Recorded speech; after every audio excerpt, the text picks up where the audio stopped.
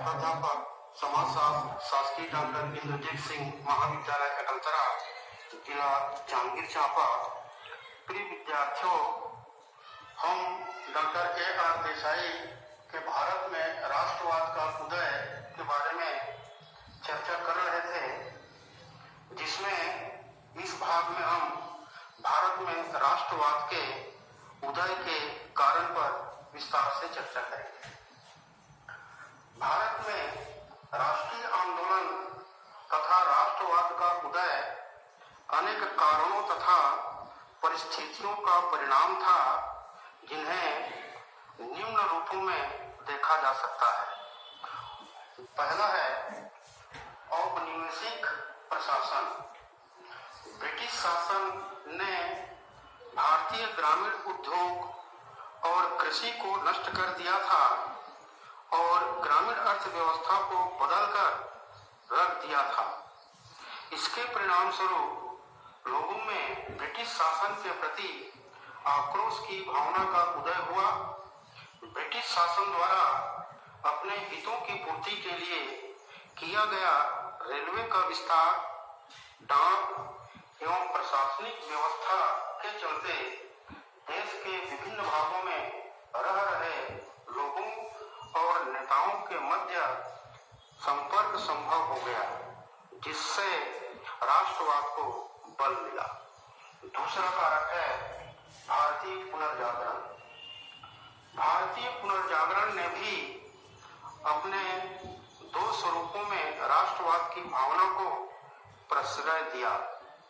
पहला, उसने भारतीय समाज में व्याप्त कुरीतियों, अनिष्टताओं, अवांछनीयताओं एवं रूढ़ियों से मुक्ति का मार्ग दिखाया।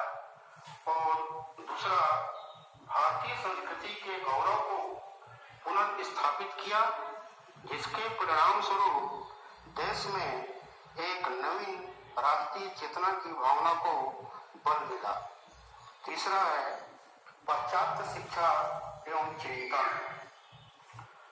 पाश्चात्य विचारों पर आधारित आधुनिक शिक्षा प्रणाली से भारतीय राजनीति में आत्मनिर्भर, स्वशासन, स्वतंत्रता, समानता, व्यक्तिवाद, मानवतावाद, राष्ट्रवाद तथा बंधुत्व जैसे विचार महत्वपूर्ण हो गए।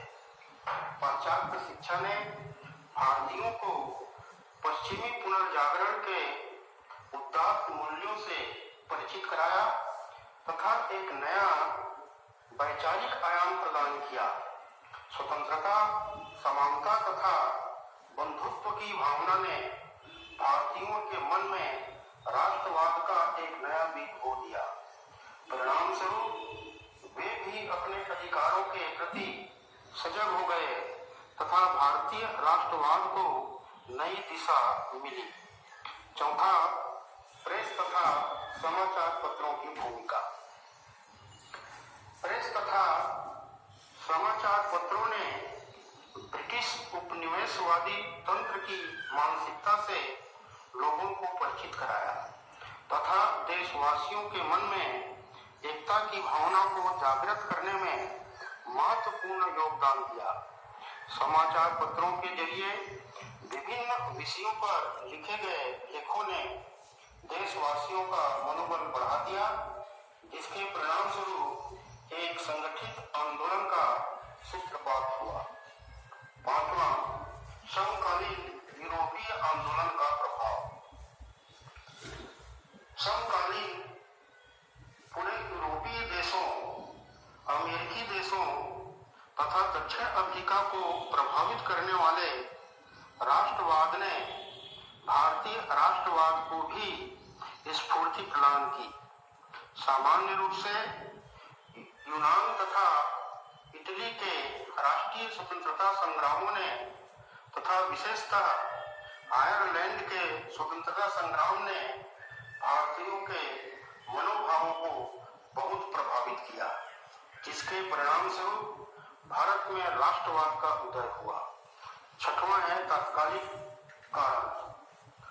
उपर्युक्त कारणों के अतिरिक्त कई अन्य तात्कालिक कारण भी थे, जिन्होंने राष्ट्रवाद की भावना को हवा दी, जैसे इल्बर्ट विल विवाद, सिविल सर्विस की आयु को कम करना, दक्षिण भारत में भयंकर अकाल के समय दिल्ली दरबार का आयोजन करना तथा शस्त्र अधिनियम 1878 आदि।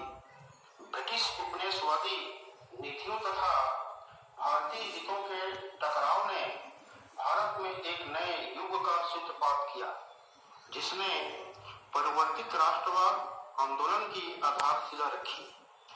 अब हम देखते हैं भारतीय राष्ट्रीय आंदोलन का स्वरूप। 19वीं शताब्दी का भारत भाषा, धर्म, प्रदेश आदि के आधार पर विभाजित था तथा ब्रिटिश शासकों ने आधिपत्य स्थापित करने के लिए इस फूट का भरपूर लाभ भी उठाया। यद्यपि भारत एक भौगोलिक इकाई मात्र नहीं था, बल्कि इस विविधता में सांस्कृतिक एवं ऐतिहासिक एकता भी अंतर्निहित थी, जिसने राष्ट्रीय आंदोलन के आरंभ, विकास एवं सफलता की ओर अग्रसर होने में सहायता प्रदान की। विविधता के मूल में अंतर्निहित यह राष्ट्रीय चेतना ही थी जिसने राष्ट्रवाद को प्रेरणा दी तथा यह चेतना विशिष्ट वर्ग की अपनी बौद्धिक सीमा को लांघते हुए सुदूर क्षेत्रों तक जा फैली। अंग्रेजों की यह स्पष्ट नीति रही कि भारतीयों में किसी भी प्रकार की एकता न बन पाए, बल्कि उनमें फूट डालकर उन पर राज किया जाए। यद्यपि बुद्धिजीवियों, किसानों, श्रमिकों आदि को समान उद्देश्यों की प्राप्ति के लिए विदेशी शासकों के विरुद्ध एकजुट किया। अब देखते हैं हम निष्कर्ष या सारांश। उपरोक्त विचारों से स्पष्ट हो जाता है कि भारत में राष्ट्रवाद का उदय और विकास उन परिस्थितियों में हुआ जो राष्ट्रवाद के मार्ग में सहायता प्रदान करने के स्थान पर बाधाएं पैदा करती हैं।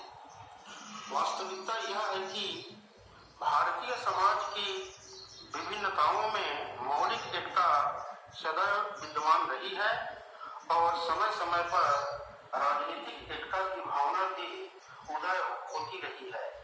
देसाई के अनुसार वास्तव में भारत वर्ष की एकता उसकी विभिन्नताओं में निहित है।